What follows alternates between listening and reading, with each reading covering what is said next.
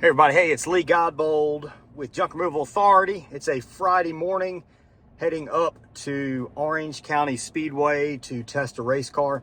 So this year I got back into racing. I did a little bit of it back about 12 years ago. Ran out of money, sold everything, just had a pickup truck remaining, and that's how Junk Doctors was born. I couldn't sell, nobody wanted to buy the pickup truck. It was kind of old and wore out.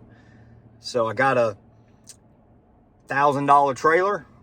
It had 6-inch sides. I hooked it up behind the pickup truck, got out there, put some ads up on Craigslist, some flyers out, started hauling junk. And that is how, that's how this whole deal started. So that's how Junk Removal Authority is here now. But just recently I got back to, now I've got the money. So the time can be a bit tough, but you make time, you get the right people in place, the right processes in place. You get to the point where you're profitable enough and you can make time to do stuff like this. So this is something I've wanted to do since I was a kid. It's been a challenge, and I'm very much, I'm not somebody that's going to give up on dreams, even as you get older. 32, starting to race a car is pretty old. You got kids starting at 10, 11, 12 years old now. So, I'm literally at 32 as a rookie. I'm getting out there and I'm racing against, there's a kid in our class that's 16 years old. So a lot of people would have just said, hey, you know what? That ship sailed. I also just had a kid. Most people get out of racing when you have a kid, but I'm going into it because it's something that we've said before that we were going to do. Same thing on the kids, on the kid front. Jet's amazing. We love him. Spend a lot of time, as much time as we can with him, but it's been challenging at times. Anybody that's had a kid, I'm sure you guys have been through the same thing. And everybody tells you about it, but until you actually experience it, you aren't exactly sure what to expect. And at first, when he first comes home, he was crying a lot. He was very colicky. He'd probably cry 5 hours a day. It's not that bad. It's very not bad at all now. Now he's happy. He's smiling. He's chuckling. He's sitting up. He's doing just amazing things that we're just super proud of. And it's kind of like, wow, we made that little human being, and he's growing up. It's amazing. But at times, it was a shock to your system. You go from, your entire life having maybe we had a decent amount of responsibility, but you don't really know responsibility until you have a kid and you're looking at this thing that's completely helpless and everything depends on you. You made it, and it's your job to get it to adulthood without killing himself or causing, a bunch of harm or whatever. So it's a complete shock to your system. Everything becomes about him. For a week, I was home, did very little work at all. My wife was home for a few weeks in a row before she got back to work. Austin is a very active person also. So it was kind of challenging for her. She's active. She's got goals. She owns a gym, training facility for volleyball. She's got some baseball cages and basketball court and all that kind of stuff. So she's very active there. She coaches at high school. She won the state championship last year. She coaches the club team for volleyball. So always been very, very active. our schedules are kind of crazy. I'm up early, work until generally, I'm working by 7:30, and I'm coming home around 6:30. With the racing and all, I've got somebody else that's working on the car, so I'm not having to do a lot of that, but I still enjoy getting out there and doing it some, so we get by and do that. And on her end, she works out in the morning. She trains, provides volleyball lessons to students. She coaches, so like they have high school practice in the afternoons or games at night. I try and get to all the games. So we got a lot going on, and then all of a sudden we have this kid, and everything kind of shifts, at least for a while. But throughout all that, we've always said we wanted 4 kids. And a lot of people, they would get into having all this thing just kind of fighting you that's kind of completely, a little bit different than what you ever expected. And it's causing you stress and sleepless nights. And it's just kind of turned your life completely upside down. Most people have said, maybe they dropped this whole thing about having 4 kids. This is a lot harder than we thought, but we didn't. It's still, we still want 4 kids. So it's a picture of our life. It's what we want to do. And even when you face challenges or get knocked down or things go a little bit differently than what you expected, you ultimately follow through on that plan. Because in the end, it'll definitely be worth it. One of the things you have to think about when you're in business, and you can read business books all the time, and they'll tell you something maybe completely different. One thing you have to really think about is, why are you in business for yourself? What are your goals and ambitions? Elon Musk wants to change the world, so he says. Most of us, 99.999% of us, they want to create financial freedom and freedom in general for themselves and their family. And that's the reason we own a business. We want to earn enough money to do the things that we want to do. And listen, guys, people know with me, I want to help so many people and do such a great job for people and build such great businesses that, one day I'll own a jet, private jet. Next 5 years, 6 years, I think that'll happen. Boats starting to kind of appeal to me. I love cars, I love racing. Right now my big thing's racing, and racing's expensive. It can be, it can take a lot of time. Now what I've done is I built a crew up to actually support the car. So we show up and we practice on Thursday or Friday mornings. We race on Saturday, every other Saturday, sometimes back to back, but mostly every other Saturday from about April through November. That's what I want to do, and that's why I'm in business. Now, people tell you also do what you love.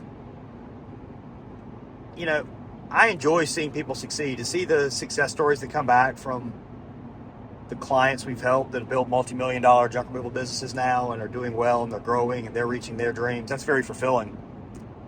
I enjoy that. I enjoy building Junk Doctors to be a great company in this local area and to be well regarded and have amazing reviews online and good looking trucks, and team members that stick around and are overall pretty happy.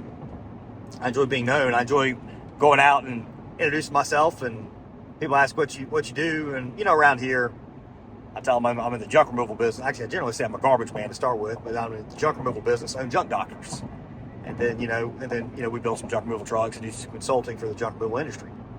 And instantly they know who Junk Doctors is. And that's great. That's super fulfilling. That strokes your ego. Most business owners have some sort of an ego.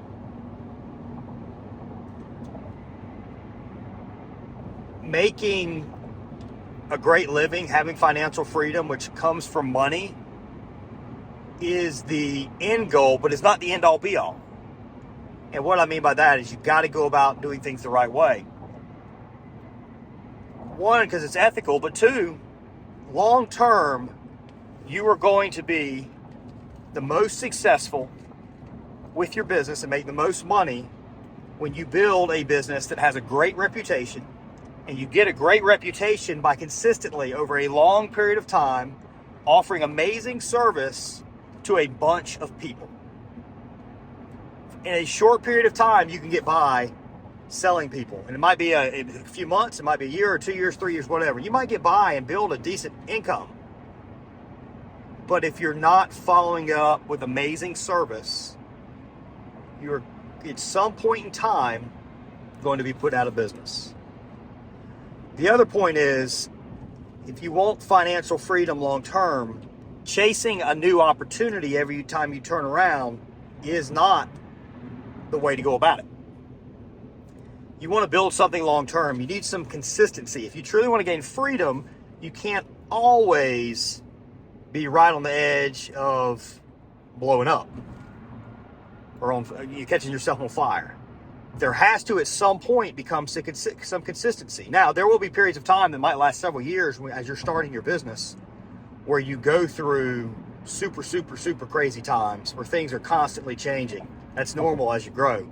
But over some period of time, you have to start doing some long-term planning, sticking to those plans, hiring people more talented than you in different areas, paying them a large amount of money. Sometimes you pay them so much money that it would completely wipe your profits out. But what you're relying on is that they're going to come back and they're going to provide so much more value that you're going to vastly increase your profits and gain freedom by going about and doing that.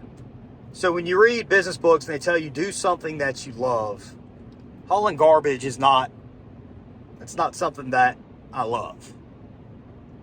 building a great business is amazing. The challenge is awesome. But it could have just as easily been HVAC, plumbing, roofing, painting, some other home service business I could have gone into, and I don't love any of those services. I respect the work and it's needed. I enjoy building businesses and I enjoy the challenge. So what you have to do is you have to love the challenge. It's not loving the exact thing that you do. If you're choosing what type of business you want to go into, if it's junk removal or dumpsters or whatever, it's not you're going into this, they're telling you do what you love and you love one of these industries. You have to love the challenge of building an amazing company. And all these businesses are the exact same. It's a sales and marketing organization. You got to build up great customer service. You got to build up a great brand. You got to get the message out about you and your company. And that's how you're going to build these businesses. It doesn't matter what the service is. If you can build a successful junk removal business, you can build a successful painting business or HVAC business or electrician or whatever, assuming you have the proper licensing or get somebody that does. So it's not necessarily what you love the challenge. And you love what the end result can be, which is financial freedom for you and your family. And that's what it is truly all about. That's the reason I've got Junk Doctors, Junk Removal Authority, Nth Zone, JunkRemovalTrucksForSale.com. All of those businesses are also related. So we're not out there constantly just chasing a dollar. All those businesses are related to one another.